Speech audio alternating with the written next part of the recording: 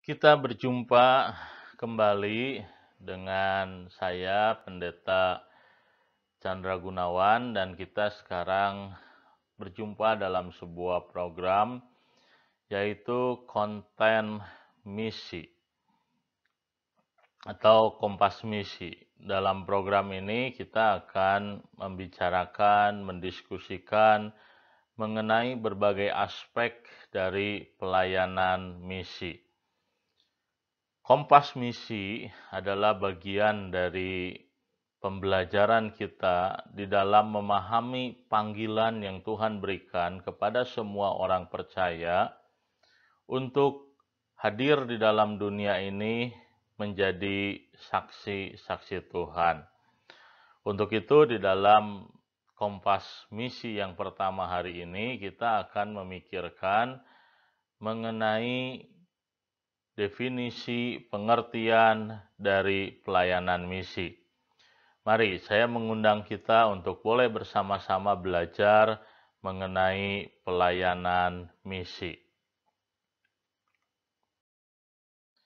Apakah itu misi? Apakah itu pelayanan misi? Nah, kita tentu sering mendengar, sering juga membicarakan, bahkan mungkin kita juga mendukung pelayanan yang disebut sebagai pelayanan misi. Meskipun demikian, kita tidak berarti bahwa kita mengerti, kita memahami apakah itu pelayanan misi. Karena kita seringkali memiliki konsep-konsep yang tidak tepat waktu kita memikirkan mengenai terminologi misi. Nah, kita harus sadar, harus memahami bahwa istilah misi memang tidak ada di dalam Alkitab. Meskipun demikian, gagasan atau konsep misi itu adalah gagasan yang berakar dari ajaran Alkitab sendiri. Nah, jadi istilah misi sama dengan seperti istilah Tritunggal. Istilahnya memang tidak tertulis di dalam Alkitab, tetapi konsep yang diajarkan di dalamnya berakar dari ajaran Alkitab. Nah, itulah sebabnya maka penting sekali kita memahami apakah itu misi supaya kita tidak salah mengerti mengenai ajaran Alkitab tentang misi. Beberapa hal yang kita seringkali tanpa sadari pahami mengenai misi, pemahaman yang walaupun begitu umum tetapi keliru. Nah, ini adalah pemahaman-pemahaman yang kita akan bicarakan pada kesempatan ini. Yang pertama, beberapa orang seringkali beranggapan bahwa misi itu merupakan sebuah penginjilan.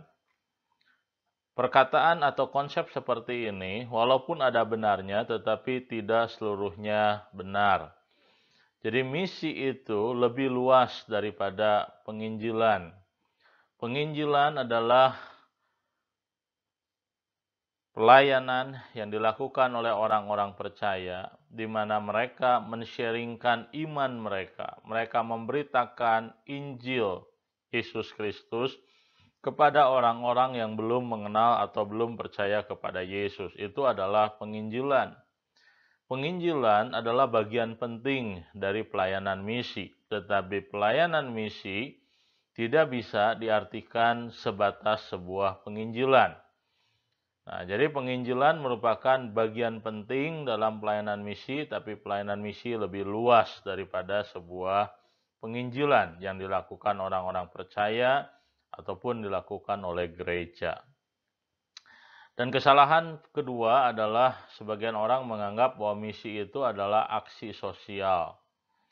Gereja seringkali mengambil bagian di dalam pelayanan sosial dalam masyarakat. Misalnya saja, sewaktu kita melihat begitu banyak orang-orang yang mengalami kekurangan, mengalami masa-masa sukar oleh karena pandemi corona, maka gereja kemudian melakukan aksi-aksi kemanusiaan yang bersifat sosial. Misalnya saja membantu kelompok orang-orang tertentu dengan bantuan sosial.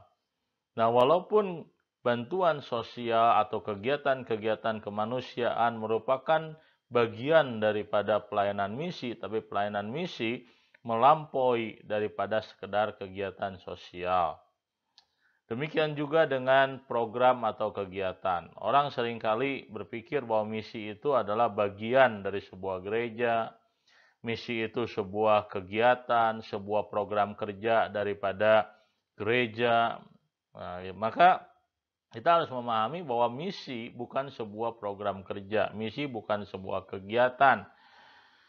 Misi melampaui apa yang baik yang dilakukan dalam setiap program gereja. Misi adalah peran daripada gereja itu sendiri.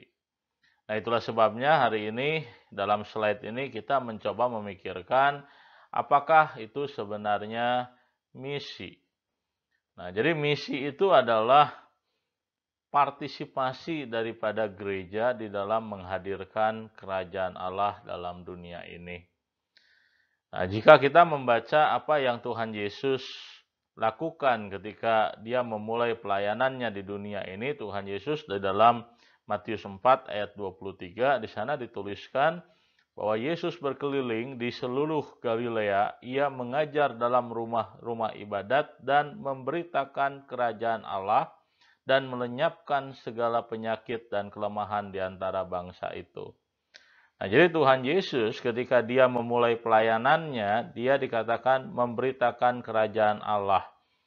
Apakah yang dimaksudkan dengan memberitakan kerajaan Allah? Yesus memberitakan bahwa melalui kedatangan dirinya, melalui hadirnya Sang Mesias, yaitu Tuhan Yesus sendiri, maka apa yang dijanjikan Allah di dalam perjanjian lama bahwa Allah akan tinggal dan hidup bersama dengan umat Tuhan, dan ketika Allah tinggal dalam kehidupan umat Tuhan, maka kehidupan umat Tuhan dan dunia ini mulai mengalami pembaharuan, itu telah terjadi. Nah, itulah yang Yesus beritakan, yang Yesus kabarkan kepada orang-orang di Galilea pada waktu itu, bahwa dalam kedatangannya, melalui kehadirannya, melalui kedatangan Sang Mesias, maka pemerintahan Allah hadir dalam dunia ini. Allah hadir di dalam kehidupan manusia di dalam kedatangan Yesus. Nah, kenapa ketika Yesus datang ke dalam dunia, ia kemudian dikatakan melenyapkan segala penyakit, melenyapkan segala kelemahan? Itu dilakukan oleh Tuhan Yesus untuk menunjukkan bahwa kedatangannya ke dalam dunia ini mengakhiri masa pemerintahan dari kegelapan atau dosa dalam dunia ini. Sebelum Yesus datang ke dalam dunia, hidup manusia dikuasai dosa. Sebelum Yesus datang dalam dunia, kegelapan, kuasa kegelapan mengendalikan kehidupan manusia, membuat manusia tidak bisa hidup bagi Allah. Tetapi waktu Yesus datang, maka manusia tidak lagi berada di bawah kuasa dosa, bahwa sejarah dunia ini berubah di dalam kedatangan Tuhan Yesus. Bahwa waktu Yesus datang, dunia menjadi dibawa kembali untuk menjadi milik Tuhan, untuk hidup dan melayani Tuhan. Itulah pesan utama daripada pemberitaan Yesus tentang kerajaan Allah. Nah, jadi misi adalah partisipasi daripada jemaat. Ini adalah dedikasi orang-orang percaya.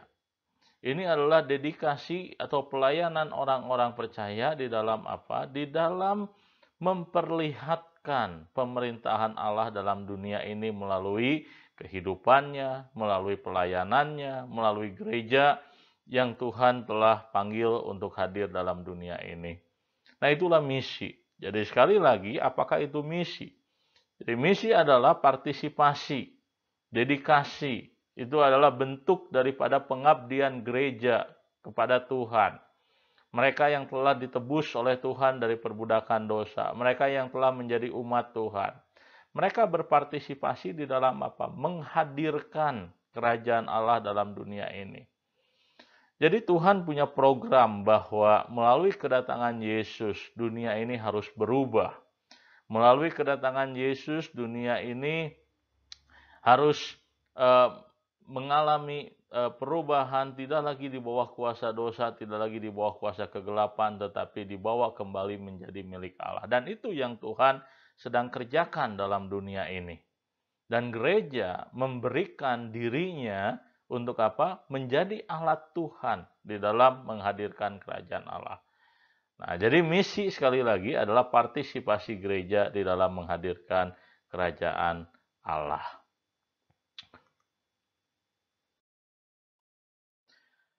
Nah, maka yang hal kedua yang penting untuk kita boleh pikirkan adalah sampai kapan misi itu harus dikerjakan oleh gereja. Sampai kapan gereja harus melaksanakan misi Tuhan? Atau apakah tujuan akhir daripada gereja melakukan pelayanan misi? Maka jawabannya adalah gereja melakukan pelayanan misi sampai kedatangan Tuhan yang kedua kali. Artinya, selama dunia belum sepenuhnya tunduk kepada Tuhan, atau selama dunia dalam proses mengalami pemerintahan Allah, maka gereja tetap ada dalam dunia ini untuk melakukan pelayanan misi. Jadi kapan dunia ini sepenuhnya menjadi milik Tuhan, kapan dunia ini sepenuhnya pemerintahan Allah hadir dalam dunia ini? Maka jawabannya adalah ketika Tuhan Yesus datang yang kedua kali. Nah, waktu Tuhan Yesus datang yang kedua kali dikatakan oleh Alkitab, maka langit dan bumi menjadi satu, sorga turun ke atas bumi. Nah, terminologi itu memperlihatkan bahwa dalam kedatangan Yesus yang kedua kali, kerajaan Allah sepenuhnya, secara sempurna akan hadir dalam dunia ini. Nah, maka pelayanan misi harus terus dilakukan oleh gereja sampai Tuhan datang yang kedua kalinya. Nah, jadi akhir zaman atau kedatangan Tuhan itu adalah puncak daripada pemerintahan Allah. Itu adalah puncak daripada kehadiran Allah dalam dunia ini.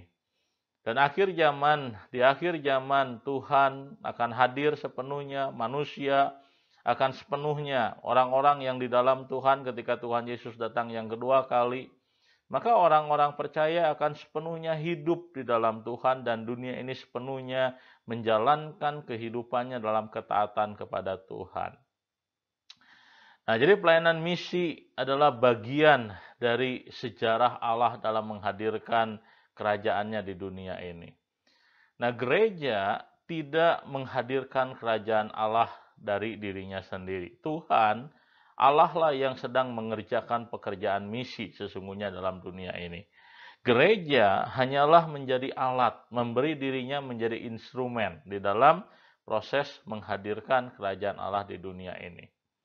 Nah, maka di dalam pelayanan misi, kita harus menyadari bahwa pelayanan misi sesungguhnya adalah pelayanan milik Tuhan, bukan pelayanan milik gereja. Pelayanan misi menghadirkan kerajaan Allah di dunia ini itu karya Tuhan. Gereja hanyalah memberi dirinya mengambil bagian di dalam pelayanan misi yang Tuhan kerjakan. Memberi dirinya di dalam menghadirkan kerajaan Allah dalam dunia ini. Kita tentunya sebagian di antara kita banyak yang hafal dengan doa Bapa kami. Dalam doa Bapa kami kita berkata, Bapa kami yang di sorga, dikuduskanlah namamu. Datanglah kerajaanmu di bumi seperti di sorga. Nah, waktu kita berdoa kepada Tuhan, datanglah kerajaanmu di bumi seperti di sorga. Inilah doa yang Tuhan ajarkan kepada kita supaya apa? Supaya pemerintahan Allah, kerajaan Allah hadir di bumi seperti di sorga. Di sorga Allah memerintah. Memerintah segala sesuatu berjalan sesuai dengan kehendak Allah. Tapi dunia ini belum, ketika Tuhan datang ke dalam dunia ini mulai mengalami perubahan. Sebelumnya dunia ini dikuasai, dikendalikan oleh dosa dan kegelapan. Tetapi ketika Tuhan Yesus datang ke dalam dunia, maka dunia ini mulai berubah. Dunia ini mulai kembali kepada tujuan penciptaannya, yaitu apa? Hadir untuk melayani Sang Pencipta, melayani Tuhan. Dan gereja hadir dalam dunia ini untuk apa? untuk melanjutkan apa yang Tuhan telah kerjakan di dalam dunia ini, menghadirkan kerajaan Allah dalam dunia ini. Tuhan tidak membutuhkan gereja untuk menghadirkan kerajaan Allah dalam dunia ini. Tetapi Tuhan berkenan memakai kita untuk mengambil bagian di dalam karya yang Dia sedang kerjakan, menghadirkan kerajaan Allah di dunia ini. Itulah misi. Jadi misi sekali lagi adalah panggilan Allah kepada gereja. Untuk apa? Untuk membawa dunia ini kembali kepada ketaatan kepada Tuhan. Membawa manusia untuk boleh hidup di dalam kehendak ataupun hidup di dalam pemerintahan Allah. Itulah sebabnya maka segala sesuatu yang gereja lakukan untuk membuat dunia ini kembali kepada Tuhan itu adalah pelayanan misi. Sekali lagi, bahwa segala sesuatu yang gereja lakukan untuk menghadirkan kerajaan Allah, untuk membawa dunia ini kembali kepada tujuan penciptaannya, yaitu melayani Tuhan, hidup menurut kehendak Tuhan, itu adalah pelayanan misi. Sebaliknya, segala sesuatu yang gereja lakukan, yang orang percaya lakukan, yang tidak ada kaitannya dengan sebuah dedikasi orang-orang percaya untuk menghadirkan pemerintahan Allah di dunia ini, itu bukan pelayanan misi. Itulah sebabnya maka di dalam pelajaran hari ini kita sudah belajar mengerti mengenai apa yang paling substansial di dalam pelayanan misi. Jadi pelayanan misi bukan sekedar program, pelayanan misi bukan sekedar penginjilan, pelayanan misi bukan sekedar aksi sosial. Penginjilan adalah bagian daripada pelayanan misi, karena penginjilan adalah upaya kita di dalam membawa manusia untuk apa? Untuk hidup menurut panggilan Tuhan, untuk hidup di dalam ketaatan kepada Tuhan, untuk hidup sebagai umat Tuhan, untuk hidup dan mempercayakan diri kepada Tuhan. Nah, maka dalam konteks ini penginjilan merupakan bagian awal, bagian penting di dalam pelayanan misi. Demikian juga dengan kesaksian sosial.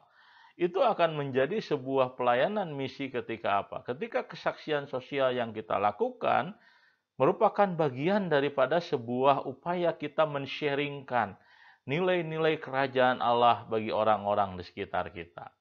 Nah, ketika kita melakukan semuanya itu untuk menghadirkan kerajaan Allah dalam dunia ini, maka kita sedang melakukan pelayanan misi. Saya berdoa kiranya pelajaran yang singkat hari ini mengenai pelayanan misi menolong kita mengerti, memahami apakah itu sesungguhnya pelayanan misi. Tuhan kiranya memberkati Bapak, Ibu, dan saudara-saudari sekalian.